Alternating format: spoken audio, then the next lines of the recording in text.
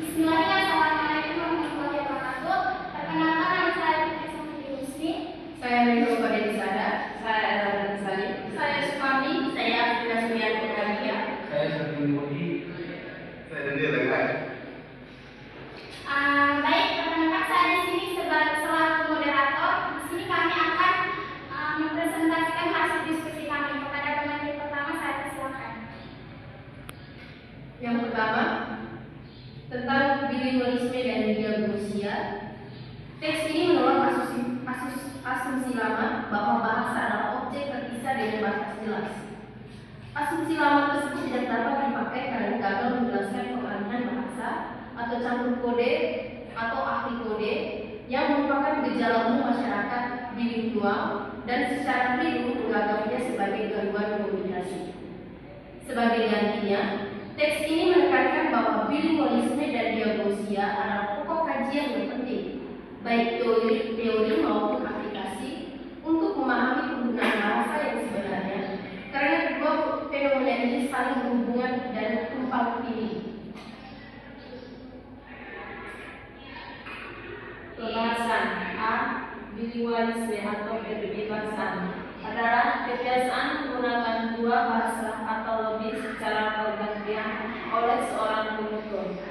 Definisi modern tidak mensyaratkan penguasaan sama baiknya untuk kedua bahasa. Fokusnya adalah pada praktik penggunaan bahasa yang bervariasi tingkat kemampuannya, mencakup fenomena seperti alih kode atau campur kode dan dapat berupa tingkat sederhana.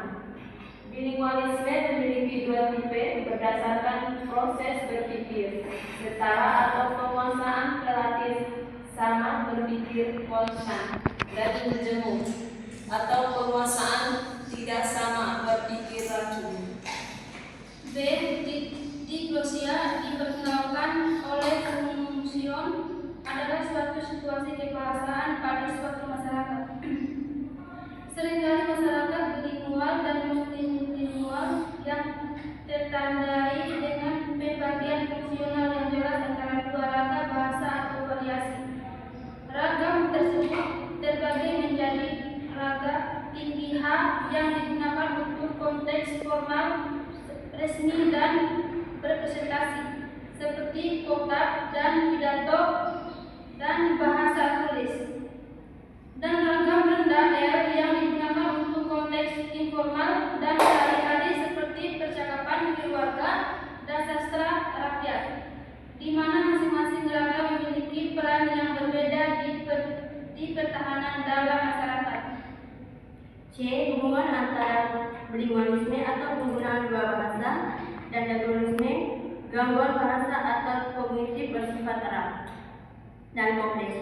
Di satu sisi bilingualisme terbukti mengoptimalkan fungsi otak atau terutama kontrol eksekutif, memberikan cadangan kognitif lebih baik, kemampuan berpikir fleksibel, dan pemulihan yang lebih cepat dari gangguan seperti afasia.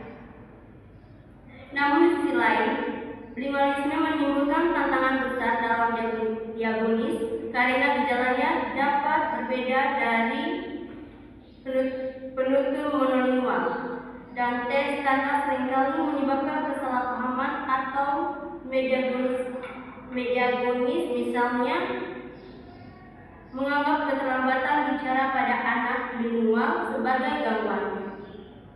Terlebih pada kasus afasia bilingual, gangguan bisa hanya melalui salah satu bahasa, menuntut evaluasi yang cermat dan terpisah terhadap kedua bahasa untuk memastikan diagnosis yang akurat. Oleh karena itu, diagnosis pada individu bilingual harus selalu mempertimbangkan latar belakang, tingkat kemahiran, dan konteks penggunaan kedua bahasa.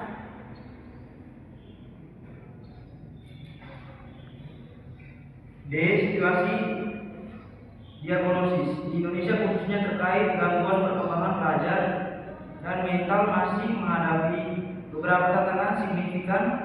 Tantangan utamanya meliputi keterbatasan tenaga ahli, psikolog, psikiater, terapis, yang sebagian besar terkonsentrasi di kota besar sehingga banyak kasus di daerah terpencil tidak terdeteksi sejak dini. Selain itu, terdapat kurangnya kesadaran masyarakat dan masih adanya stigma terhadap gangguan seperti autisme atau ADHD yang membuat keluarga enggan mencari bantuan atau terapi dini. Masalah diperburuk oleh keterbatasan fasilitas dan pemerintah dalam menyusun kebijakan yang tepat sasaran. Meskipun demikian, ada potensi perbaikan sering meningkatkan perhatian terhadap pendidikan inklusif dan kesehatan mental.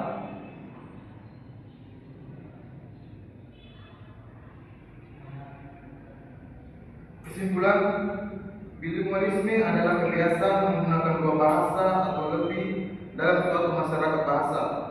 Berdasarkan kemampuan terdapat bilingualisme setara, di mana penutur memiliki penguasaan yang relatif sama. Sementara itu, multilingualisme merujuk pada penggunaan lebih dari dua bahasa. Diglosia adalah fenomena di mana penggunaan bahasa, baik beragam atau bahasa utuh, diatur berdasarkan fungsinya dalam masyarakat. Diglosia dapat terjadi pada masyarakat monolingual menggunakan ragam bahasa berdasarkan fungsi, maupun bilingual menggunakan bahasa atau ragam berdasarkan fungsi. Oke, baik, terima kasih. Sekian diskusi dari kami. Kurang lebihnya kami mohon maaf. Wassalamualaikum warahmatullahi wabarakatuh.